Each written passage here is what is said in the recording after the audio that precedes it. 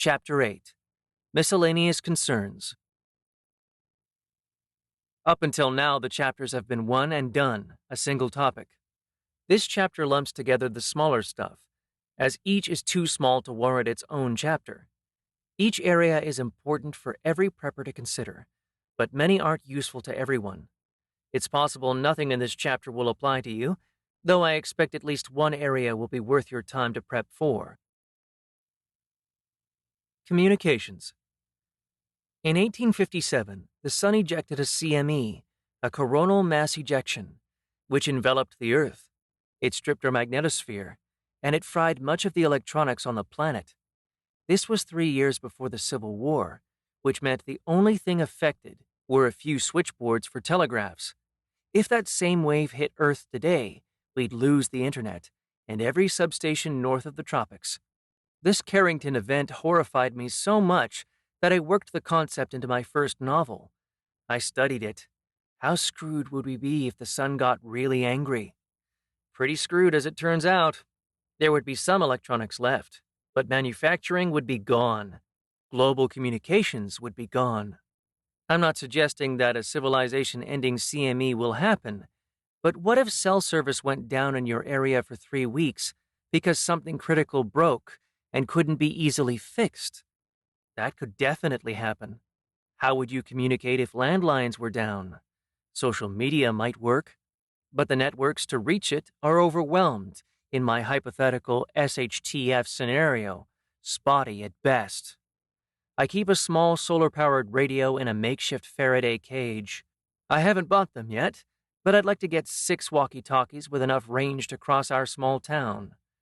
Beyond that, if you are concerned enough, you can get your ham radio certification, which would allow you to basically set up a small radio station for both broadcasting and receiving.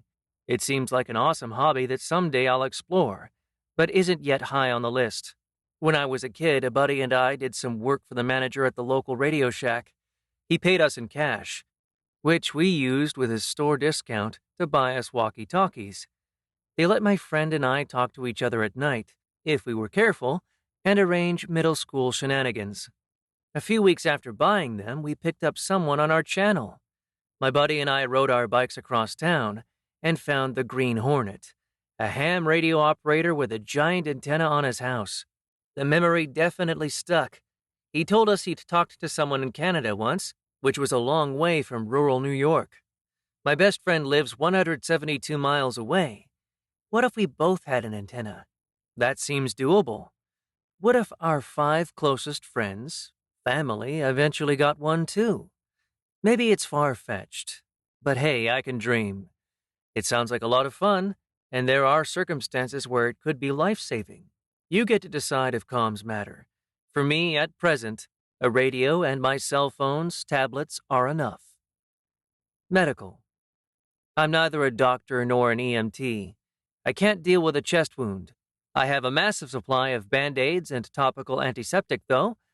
Enough to deal with every conceivable cut for years, because they last. I stock the things I know how to use, which, admittedly, is not that many things. Iodine, various types of pain reliever like Advil and Tylenol, 1,000 of each. I have a 3-month supply of Zyrtec for my allergies, and Benadryl, and NyQuil and Dayquil, and all other over-the-counter medications. Past that, this isn't a prep I spend a lot of time on. How about you? Hygiene and waste disposal. One of the hardest lessons of the High Sierra backcountry is that there are no bathrooms. When you need to, what's a polite way to say drop a load? Well, when you need to do that, you dig a hole, and then bury the remains at least 6 inches deep. That works when you're in the remote backcountry, because comparatively few hikers pass through. But what if sewage went down in your town for some reason? Your toilets no longer flush, and even if they did, let's argue you need water to drink. Where and how do you do your business? Campers are usually armed with sealed black bags. I have many of them. But large, thick garbage bags also work in a pinch. Amazon sells a toilet seat that attaches to a bag, see the shopping list, which I haven't yet purchased, but intend to.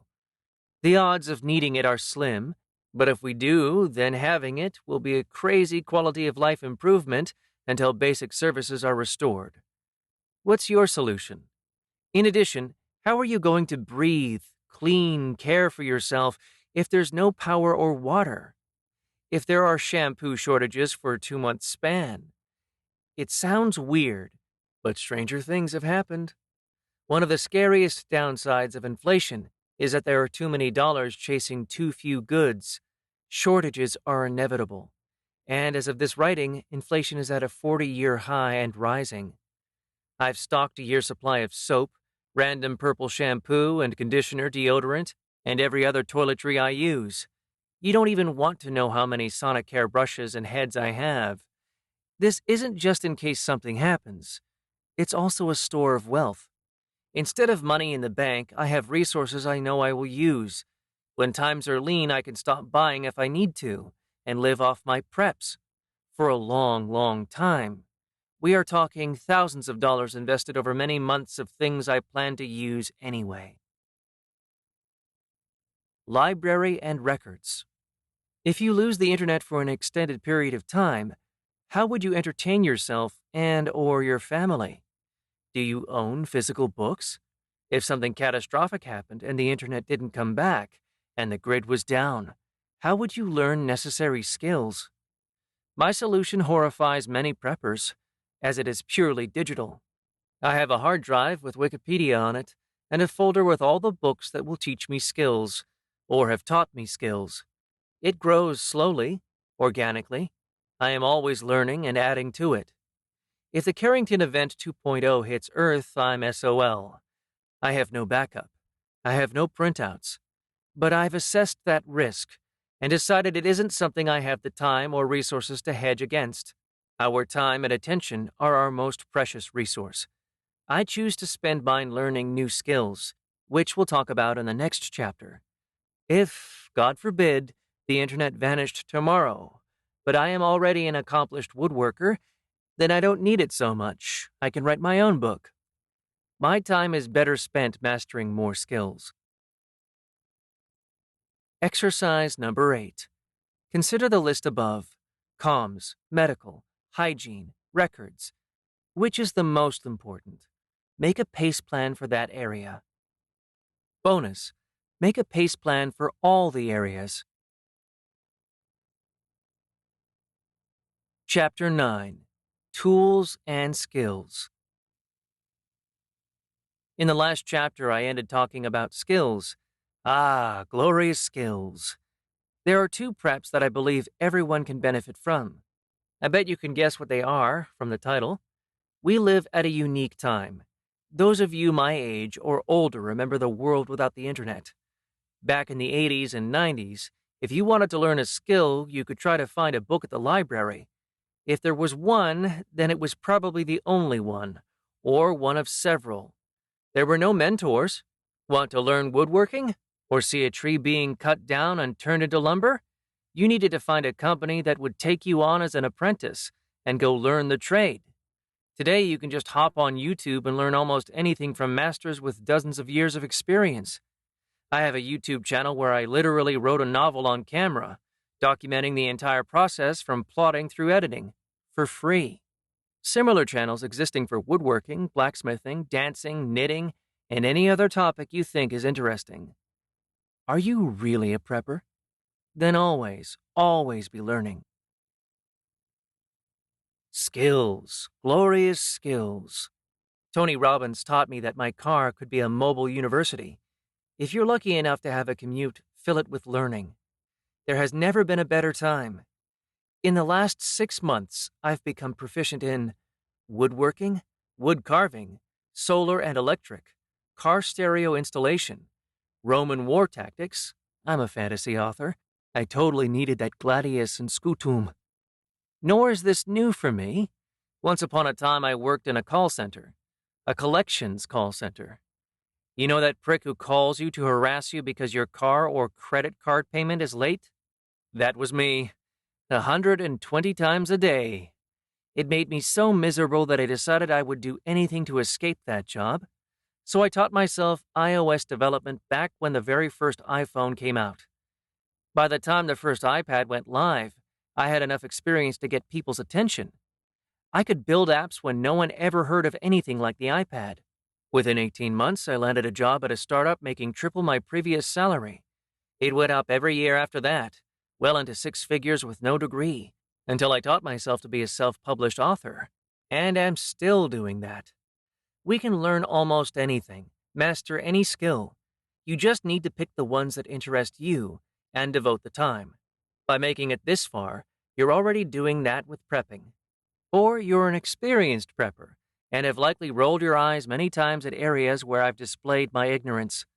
Either way, you can learn anything you want and buy anything you want, and it will be at your door almost instantly. Skills are great, but they're useless without the proper tools. Tools. Glorious tools. Tools plus skills equals self-sufficiency. For an author, that's a keyboard and Dropbox. There's very little involved, though there are a lot of luxuries like noise-canceling headphones, a nice computer, and a great chair. When I branched out to woodworking, all of a sudden, I needed power tools for the first time in my adult life. I already had a drill, because that's the one I had seen most often growing up. I received it when I got married, but had used it maybe twice. I didn't really understand how to use it because I had no reason to learn. Fast forward to today. I have acquired and now use all of the following in order that I picked them up: a circular saw, a jigsaw, an orbital sander, a wood carving kit, so much blood, a shop vac, a multimeter, a router, a table saw. Why wasn't this my first purchase? Why? A laser engraver, by far my favorite on the list, a Dremel 8260, this thing is badass, a top-of-the-line Festool air filter shop vac, life-changing, an electric scooter, a track saw, lots and lots of hardware and wood. When I buy quality, and I buy American, because I live in America. If I lived in Germany, I would buy German. Partly that's to support the local economy. A rising tide lifts all boats. Partly that's because my supply chain is entirely local. My family's eggs and produce are all sourced within 10 miles. I want tools that last, that are sold by companies I trust. My laser engraver, a Muse core, is manufactured in neighboring Nevada. I could walk into the office if I wanted to, the next time I'm in Vegas. DeWalt is massive in the States, so most of my tools are DeWalt. They are manufactured in Taiwan, but I know there are millions of them out there, which means cheap replacements if one of mine does break. In another year, you can bet I'll have added a 3D printer, an 8-inch jointer, a CNC router, and possibly a blacksmithing forge or plasma cutter. Because by the time my son is 5, I want him to think I'm frigging MacGyver. I want to teach him that you can make whatever you need. That's how I think economies will need to function in the future. I avoid doom and gloom, but the reality is that the world will soon stop using the US dollar to trade oil, and when it does, there will be a massive correction. Times will be tough in the United States for a good long while. I want to be ready for that storm, and ready to teach any kid who wants to learn how to build anything that they want to, ideally for free. What skills have you been curious about? Is there something fun you want to explore? Is there a language you think is useful? What about a programming language? Exercise number 9. Pick a skill and find a resource to learn it, either a book, a course, or something like a YouTube video. Actually watch, read, take the course. Bonus: buy the basic tools necessary to practice whatever skill you are learning. Learn to use it. Long-term mindset. Prepping is, in my mind, a lifestyle choice, a conscious decision to consume less and to know where the things I consume come from: food, medicine, entertainment. I want to know where it all comes from and how I will secure more of it when needed. Gone are the days when preppers are viewed as crazies. Millions of people are, like me, waking up to the fact that our entire global ecosystem is much more fragile than we ever gave it credit.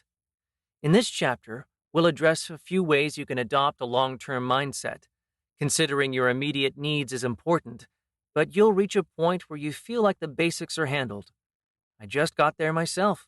Like, just got there. But now I'm ready to think about longer-term preps, things that will impact my family not just next year, but in 10 years, 30 years. Climate change. I don't own land.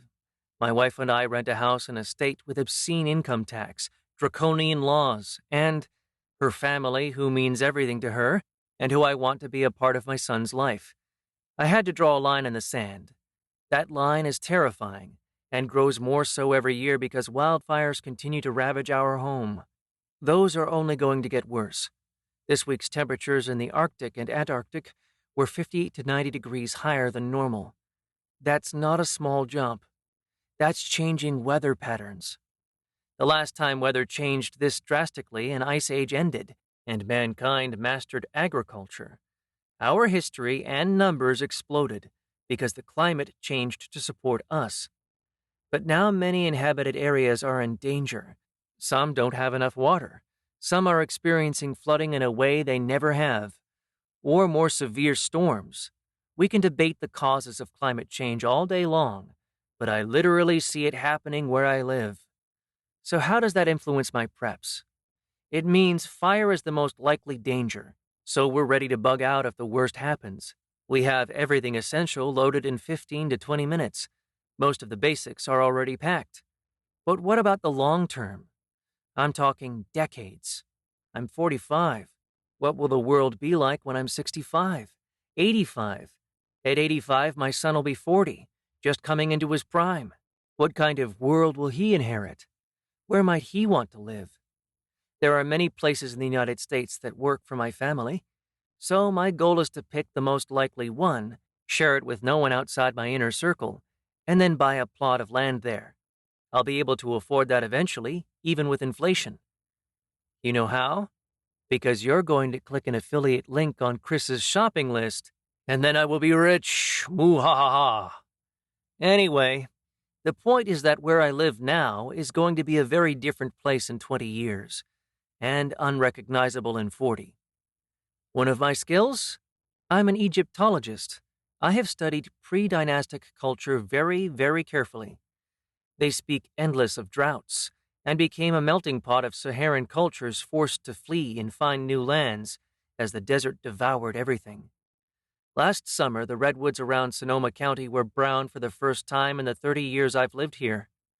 They bounced back, but this year's drought is already worse than the last, and it's March. Local reserves are drying up. We have some serious challenges to tackle in the decades ahead, challenges that my son might not face if he lived somewhere different.